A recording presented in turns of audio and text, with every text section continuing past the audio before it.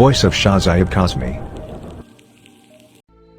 हजरत यूसुफ अलैहिस्सलाम के भाई झूठे बहाने बनाकर इनको शहर से बाहर ले गए और इन पर जुल्म तशद्दुद किया और इनको कुएं में डाला और अपने बाप हजरत याकूब अलैहिस्सलाम को दायमी गम में मुब्तला कर दिया।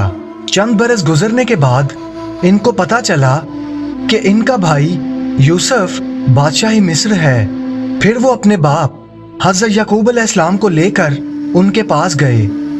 हजरत यूसुफ अलैहिस्सलाम ने पहला जुमला ये कहा था कि मेरे रब ने मुझ पर एहसान किया और मुझे जिंदान से रिहाई अता फरमाई।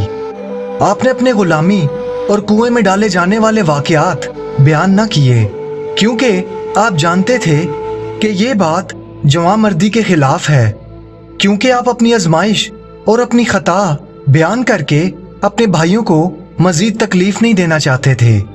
और बाद में हजरत यूसुफ ने यह फरमाया कि वो शैतान ही था कि जिसने मेरे भाइयों को बुराई पर उकसाया और उन्होंने मुझे कुएं में डाला और मेरे वालिद को अब्दी गम में मुब्तला कर दिया। लेकिन अल्लाह ताला ने यह एहसान किया कि मेरे भाइयों के गलत सलूक मेरे लिए इज्जत और मेरे ख़ानदान के लिए बुजुर्गी का सबब बने। यह हज़रत यूसुफ अलैहिस्सलाम की बुजुर्गी थी कि उन्होंने अपने भाइयों के गलत सलूक को शैतान की तरफ मंसूब किया ताकि इनके भाई शर्मिंदा ना हों। हज़रत यूसुफ अलैहिस्सलाम ने फरमाया कि तुम पर कोई मलामत नहीं, मेरी तरफ से आसूदे खातिर रहो, मैंने तुम लोगों को माफ़ कर दिया और तमाम पिछली बातें नज़रअंदाज कर दी।